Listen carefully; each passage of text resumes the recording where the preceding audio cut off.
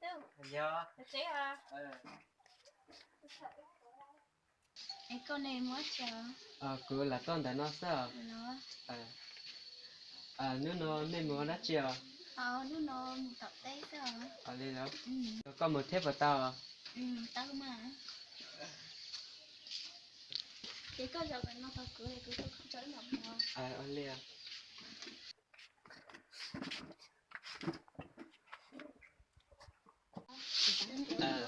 Em đây bữa mà tít tắt chỗ này rồi. Đây mua Thế ngã này tắt chỗ tao cố thế rồi.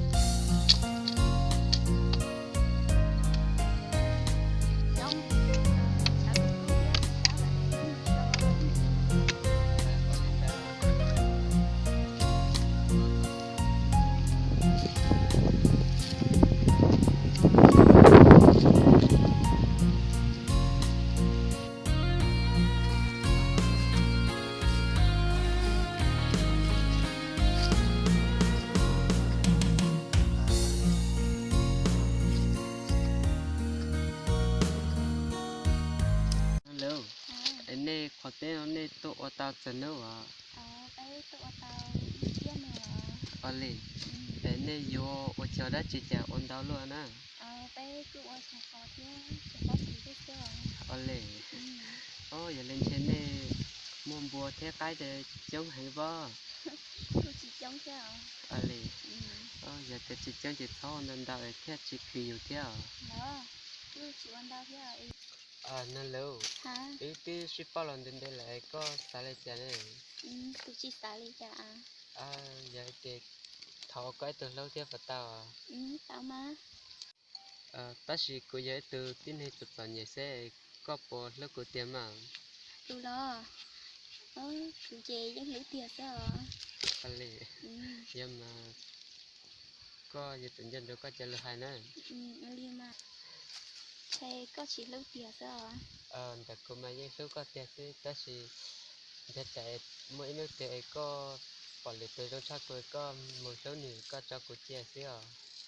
Cứ giờ tiền cứ lưu lại chơi bây giờ bỏ lì từ trong là cứ yên chỉ lòng xía đi à? Lì. Nhưng mà chân đâu có trả lời hay nữa. Có lại giờ thế hả? Lì à. Lì ít tí sau nên để thế chơi muốn hơi lì à? Lì à.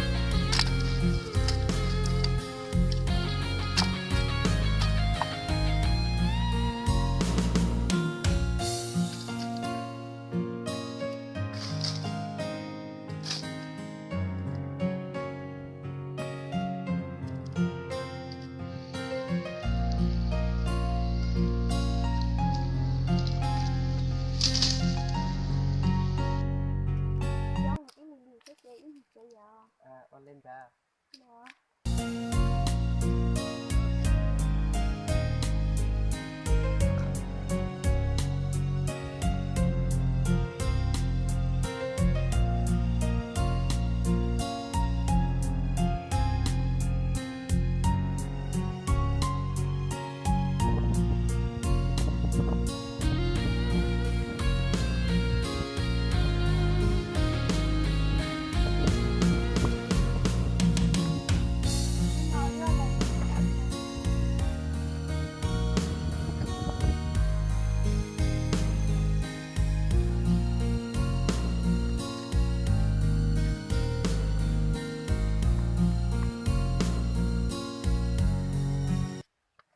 nó lâu cú cho có thằng đó xe cú màわ Hello, một chế hậu đây cho mà mua mà. nên là hết tàu Ê, mẹ hậu đi sát cái kì.